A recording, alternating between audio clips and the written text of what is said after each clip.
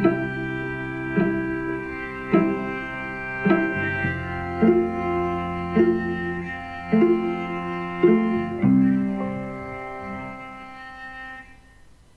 my beautiful souls. It's me, Kirsten, and this is the It's Giving Mystical Podcast. And this is your podcast for the week ahead, the week of November 1st. We are in these magical few days where the veil thins, so to speak, and our connection to the other worlds, our connection to spirit is particularly palpable. Whether you celebrate Dia de Muertes, Halloween, All Saints Day, All Souls Day, the Day of the Ancestors, whatever that looks like in your tradition, I really strongly encourage you to set some kind of intentional space. The classic ancestor altar is important for a reason. There's something important about this idea of recognizing how you have arrived here.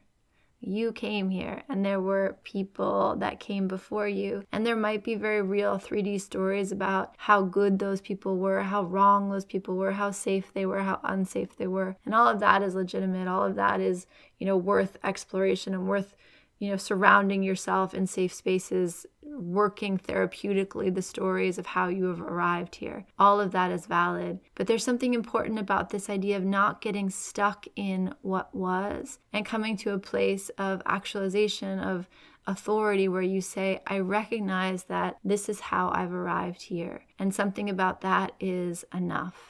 And the Day of the Dead, the All Souls Day, it's a beautiful moment to say, these people are the reason that I'm here, and I honor that they lived a life, and I honor that they lived an imperfect life, and I take with gratitude this chance I have to live now, this chance that I have to look forward and to make a life for myself. So I strongly encourage you, and that can look so many ways, right? It can be a full spread of photographs like I have with pictures, and I put food there, and we do the whole dance around here. But it's just as powerful to put plate of stones out or to set leaves out. I mean, you can do this in so many different ways, just to kind of take that moment of intentionality to give each of these souls a place. Give them a place to rest, a place to sit, a place to be seen. There's something deeply healing about that. DM me, hit me up if you want to talk more about that, but I can't tell you the gift that an ancestor altar has been in my life. And for me to really celebrate these holy days around the thinning of the veil has brought just so much peace and connection to my life. And it's something I encourage everyone I work with to do on one level or another. In kind of interesting news, this is my 100th episode. Spotify has a different count, but in terms of how I feel about these episodes, this is the 100th episode. And that's really exciting because I remember when I first had this thought about doing the podcast, when I did the research, it was like, most podcasts never do more than one episode, and very, very few get to 100 episodes. And I remember thinking to myself, 100 episodes, I can do that. I'm going to commit to that. And I did it. I committed to that. Here I am.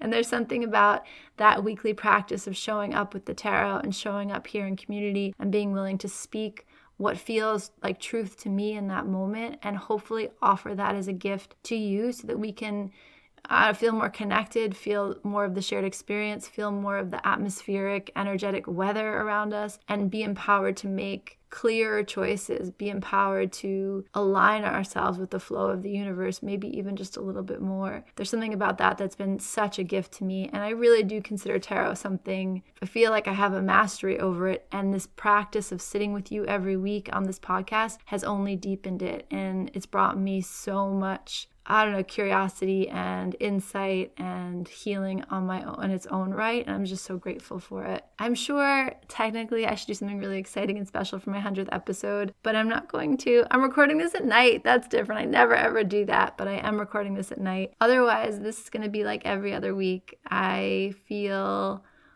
like this might be on the precipice of changing. I'm not sure where this podcast will evolve into. I don't know if it'll just still be a weekly card or what will happen next. But I do feel really clear that these 100 episodes have been a really special container for me, and I'm just really grateful to you been here with me through all of it. The energy of November is beautiful energy. If we take it just kind of cleanly, justice and the sun are a wonderful combination. Justice is the energy of rebalancing. There's a clarity to justice that is, it just feels good. It feels good to be like, this is what is. this is what is fair. This is what needs to be done to bring the scales back into balance. There's something about it that's like, well, now we know and now we will do. And you add that to the sun, which is obviously the most, or, arguably the most joyful card in the deck. The sun speaks to us of illumination. It says like nothing is hidden. We can see, again, clarity. We can see what is. These two energies coming together are powerful. They're a powerful balm on our hearts in terms of where things have been confusing, where things have been out of balance. And it doesn't take a genius to look around and think, gosh, the world has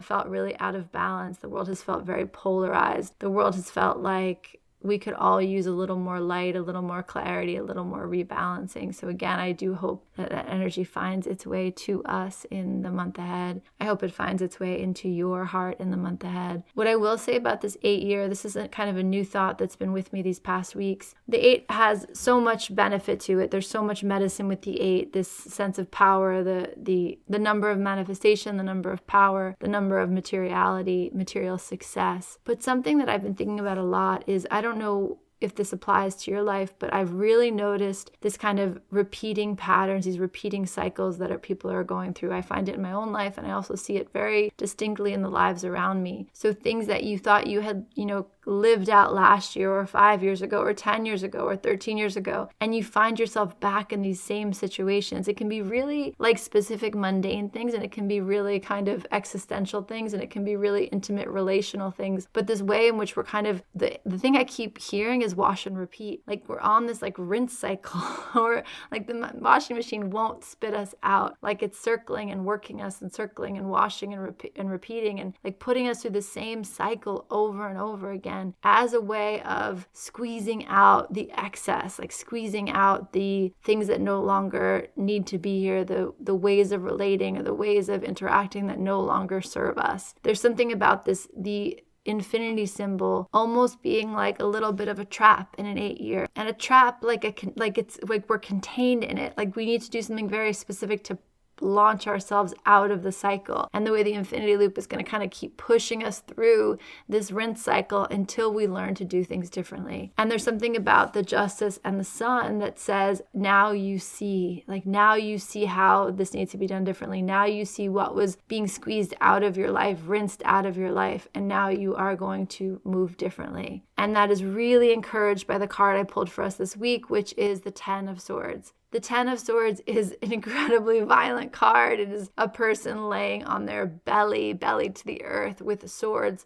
10 swords striking through their spine. And when you see this card, it's so obscene, even for the tarot. It's like a particularly violent, obscene symbol of being dead. Like you really are kind of stabbed through. And this card is a perfect example of how in tarot 10 is too much. And one of my favorite tarot writers, she always says, like, you don't get any deader. There's something about this card that's almost funny in its obscenity with the violent death that it represents. So you look at this 10 of Swords and this person's spine has been pierced. There's no getting up from this one. And my mom used to always say that, like, the 9 of Swords is incredibly painful. We call that the dark night of the soul. It's a very difficult threshold to walk through, the 9 of Swords, and it's definitely not an energy you ever want to get stuck in. The 10 of Swords, as violent as it is, comes in as a kind of movement out of the nightmare landscape of the 9 of Swords. The 10 says, this is over now. Even if it hurts, even if it's difficult, even if it is the dark night, the 10 of Swords says, yeah,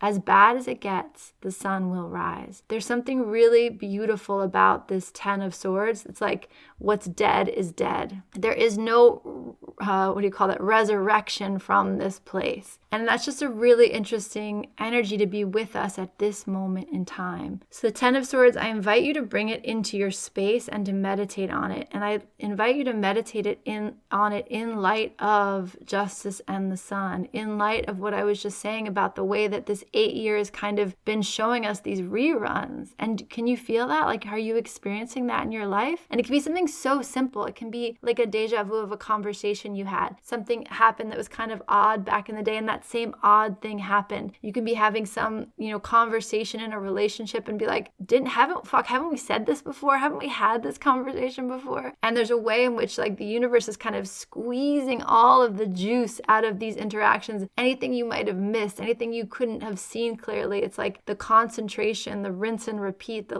there's just this energy of like kind of working it and working it and working it and working it. And the Ten of Swords comes in and it's like, we are done now. And so the Ten of Swords is one of those cards that when you first see it, you can be like, whatever's going on there, I don't want to have anything to do with it. But I promise you, if you study tarot, if you stay with tarot, the Ten of Swords will become a card that you love, because the Ten of Swords really gives us this chance of clean, fresh beginnings. Like it really says this thing, this kind of monster, this nightmare that has followed you, it's really complete now. We're putting this bad boy to bed. And there's nothing to do but look to the horizon. Like there's no going back. And we've talked about in October, that moon energy, how the moon is like this invitation to leap, this evolutionary like churning that happens in the moon energy. It's like you can't even see straight. You're not even sure what's happening, but there's this kind of momentum and this underlying beat, this underlying pressure that says, are you ready to leap? Are you ready to evolve? The Ten of Swords coming in this first week in November, coming in at the end of October, says to me like, ready or not. Like, ready or not, here we go. It is time to evolve. So there's a lot I could say about this week ahead and the Ten of Swords. And I'm going to let you kind of like fill in the blanks. But there's something very interesting about this energy coming in and saying, it's really done now. Like whatever you felt like you couldn't quite find completion around, it's complete now. There's one more thing that I'm really like called to attention around on this card. In this card, the figure is making a kind of mudra with his hands, and it's a mudra of benediction, of protection. There's something about the Ten of Swords. It's like, it's similar to the Death card in that now that we're here, we can only go forward. Now that we're here, there's this fence has been built, and there will be a kind of a fault line of before and after. And that's very much here with us. As crazy as this card is, I find this card deeply hopeful. I find this card incredibly inspiring to be like, here we are, we see what we need to see, which is that justice, which is that sun. Nothing is hidden anymore. There's nothing lurking in the shadows. We see what we have to work with, and now we know what to do. And with all of the anxiety circling in the world right now, a lot of it has to do with this energy of like, what will happen? And with the Ten of Swords, there's this definition, this clarity, this decision of this is over and now we begin this. And for me, it feels very hopeful, and it feels like at least now I know. That's the best way I can describe it. Remember that swords have to do with our mental energy, our mind, our analytic skills. And so when the Ten of Swords comes in, it's often like the falling of a framework, the falling of a way of thinking, the falling of a narrative that we thought would last forever. There's something about the swords that's saying like, this one goes to 11, like we kind of blew the system, we fried the system, and now we need to find a new way to talk about the things that we thought we didn't have to even talk about anymore. Like we thought we knew what the story was, and there's something with the Ten of Swords, it's like, no, now we're telling a whole new story. Now we've got a whole new story to tell. So may the sun come in and wash our world in a little bit more lightness and a little more peace and a little more joy this week, this month. May the Justice card come in and help us find the balance that we so desperately need. And may the Ten of Swords really put to bed the things that it's time for us to say we are done with, the things that it's time to find completion with. And may we kind of turn our faces to the east and be here for the next day, the next rising of the sun, the next story that wants to unfold in our lives and in the broader world. Take the Ten of Swords out of your deck. Take a look at it. Let me know what you think of this bad boy. Let me know how this lands in your field. Let me know what you feel from the energy of this card this week. Please, I would really, really like to hear it. The last thing I'll say is I think on November 7th, I'll put the details somewhere, but on November 7th, John Murphy, who is one of my teachers from the Papa Messiah School, the teachers with Stephen, who I adore so much, he is going to be assisting Stephen up here for the class next year. And him and I are going to hop on Instagram Live, and we're just going to have a conversation about shaman school and about our journeys and how we found it and why we did it and what walking the wheel has meant to each of us in our lives. John is an incredible human being if you don't already know him, and he is just a really cool guy, and it will be really fun to hop on and for us to like chat together. So I hope you can, if you're around and you got your gram up, you can pull it up and take a look at what we're up to. Join our conversation, por favor. And that's going to be at noon on the 7th. Otherwise, just know that I am sending you so much love. Congratulations on being here with me for this 100th episode, and May you set those types of containers in your life, those goals, and may you reach them for the sake of making art, for the sake because it's what you feel like doing, for the sake of creating beauty. It's like a spider web, right? Like it's not going to last forever, but we still gesture towards it. We still make beauty because we can. We make beauty because we were given tools. We try to make the art with what we have to make art with, and we do it because we get to. We do it because we can. We do it because we love, and we want to share that with the world. All right. I'll check you later. Bye.